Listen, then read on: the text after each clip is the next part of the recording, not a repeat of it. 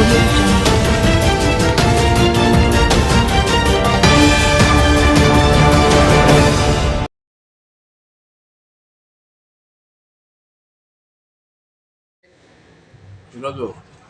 P5 ప్రేక్షకులకి ఒక మంచి ప్రోగ్రాం చేయాలనుకున్నాము.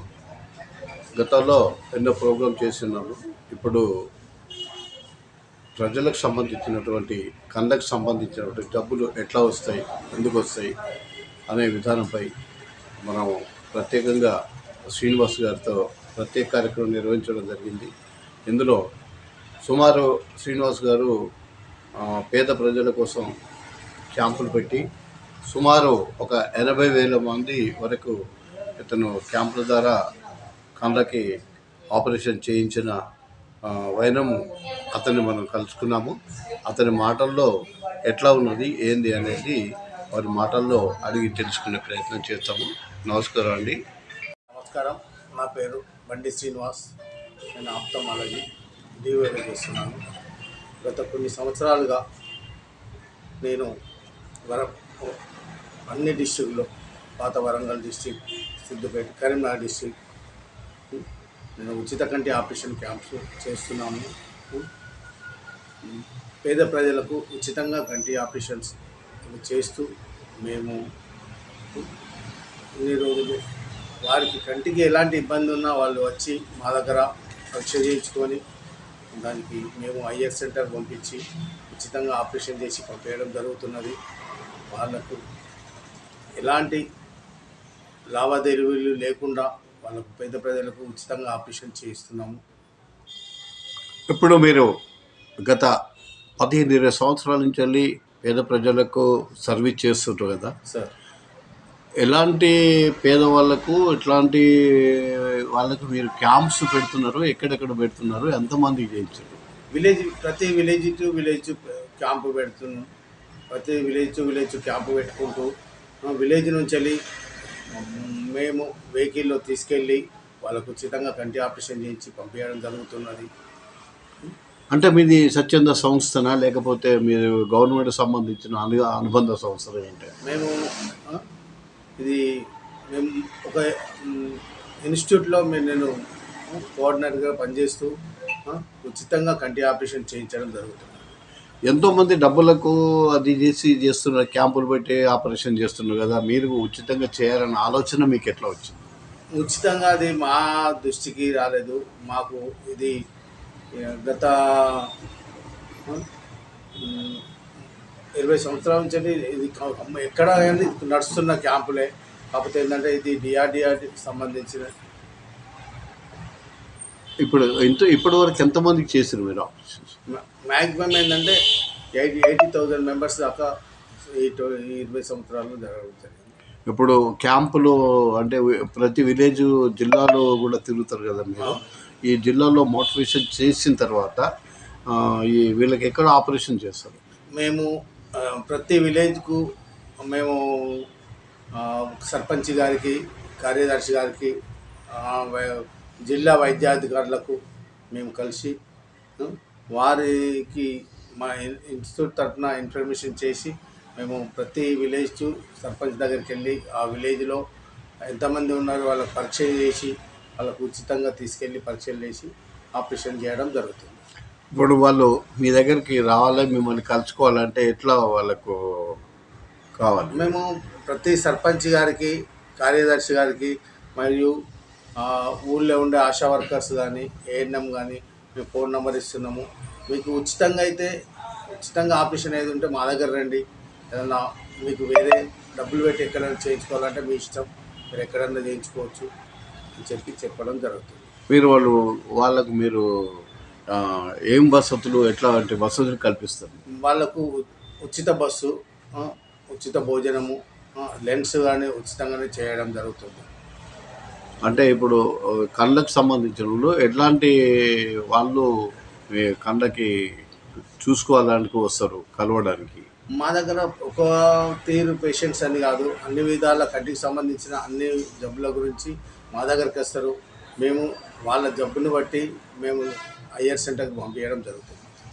ఇప్పుడు కళ్ళజొల్లలో రకరకాలు ఉంటాయి కదా, వాళ్ళకు ముఖ్యంగా వాళ్ళకు వచ్చే ఏంటి బీమార్లు ఎట్లా వస్తాయి? ఇప్పుడు ఏంటంటే కళ్ళజొల్ల ఇప్పుడు ఏంటంటే విలేజ్ వాళ్ళకి ఎక్కువ ఆ, దగ్గర చూపు ఇబ్బంది, ప్లస్ ఏంటంటే ఆ, చూపు కనపడకపోవడం, ఐఓఎల్ సర్జన్స్, కంటి శుక్ల ఆపరేషన్స్ మేము ఉచితంగా చేయించడం జరుగుతుంది.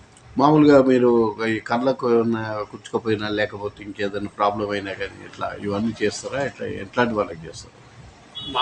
మామూలుగా ఏంటంటే కంటికి ఇప్పుడు ఏంటంటే ఇప్పుడు మనకు కనబడని జబ్బులు ఎన్నో ఉన్నాయి. గ్లైకోమా అని, ఆ, ఆ, నీటి కసుల జబ్బు, అదే మళ్ళా రెటీనా, కార్నియా, అలాంటి ప్రాబ్లమ్స్ చాలా వస్తుంటాయి.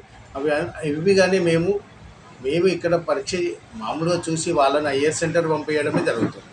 ఐఆర్ సెంటర్లో వాళ్ళకు ఎలాంటి అన్ని వసతులు కల్పిస్తూ అన్ని పరీక్షలు చేసి వాళ్ళకు ట్రీట్మెంట్ చేయడం జరుగుతుంది. ముఖ్యంగా క్యాంపులలో మీరు తీసుకునే జాగ్రత్తలు ఏంటి? ముఖ్యంగా మేము కంటికి ఇప్పుడు జాగ్రత్తలు తీసుకునేది మనం భవిష్యత్తులో ఇప్పుడు పిల్లలకు చిన్న పిల్లలకు జబ్బు మైహోపియా, ఎక్కువ చూపు రావడం, మళ్ళీ చిన్న పిల్లలకు కంటికి సంబంధించిన ప్రాబ్లమ్స్ బాగా అవుతున్నాయి. ఇప్పుడు చిన్నపిల్లలకు సెల్ ఫోన్ ద్వారా ఎక్కువ ఎఫెక్ట్ అవుతున్నది కాబట్టి ఎక్కువ సెల్ ఫోన్ ఇవ్వకుండా వాళ్ళ పిల్లలకు ప్రతిదీ కానీ ఫోన్ కానీ అవి చూడకుండా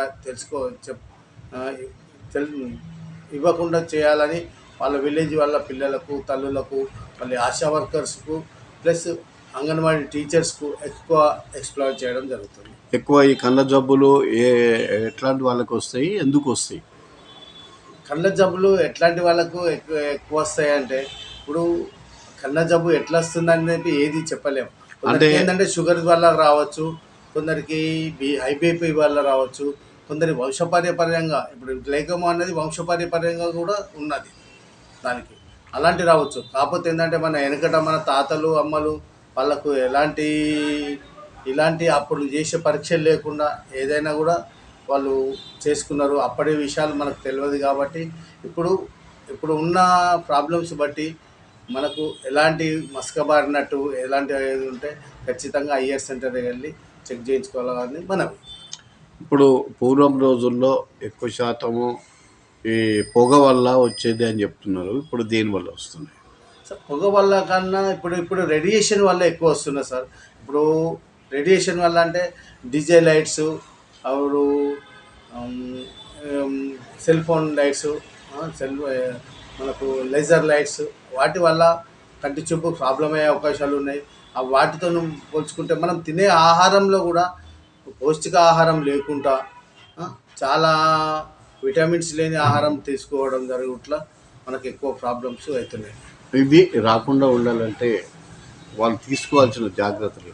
ఇవి రాకుండా ఉండాలంటే తీసుకోవాల్సిన జాగ్రత్తలు మనం ఏంటంటే, first thing cell phone avoid చేయడము, ఆకుకూరలు ఎక్కువ ఇవ్వడము, మళ్ళీ మనకు ఎక్కువ ఎరువులు వేసిన పంటలను వాడకుండా ఉండడం మంచిది.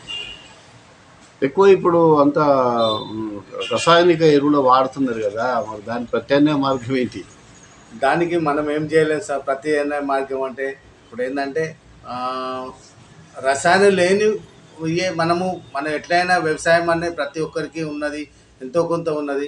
ఉన్న వాళ్ళు ఏం చేయాలంటే రసాయనం కొన్నిటికి వాడుకుంటూ కొన్నిటికి మనం అవాయిడ్ చేసుకుంటూ మన ఇంటి మందమైన రసాయనం లేని ఎరువులు మన వెనుకట చేసినట్టు ఆవు పేడ, పేడ వేసుకొని చేసుకుంటే బెటర్.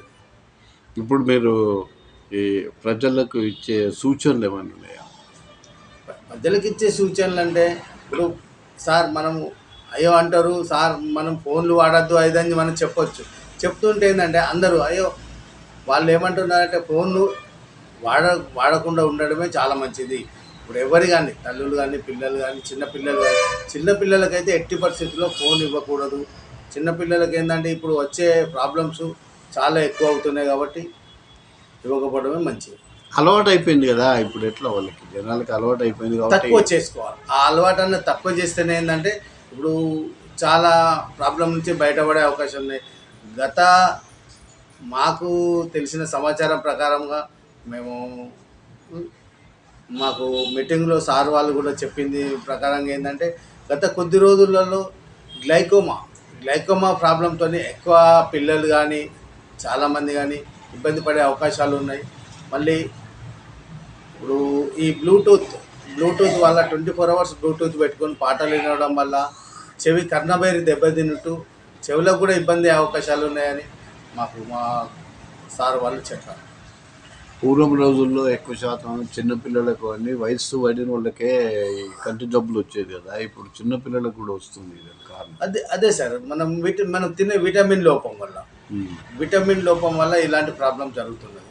ఆ విటమిన్ లోపం అంటే ఇప్పుడు తల్లి గర్భంలో ఉన్నప్పటి నుంచే కెమికల్స్ మెడిసిన్స్ వాడుతున్నారు కాబట్టి దాన్ని మనము మెడిసిన్స్ అనేది తగ్గించుకుంటూ ఎక్కువ మంచి పౌష్టికాహారం తినాలని మనం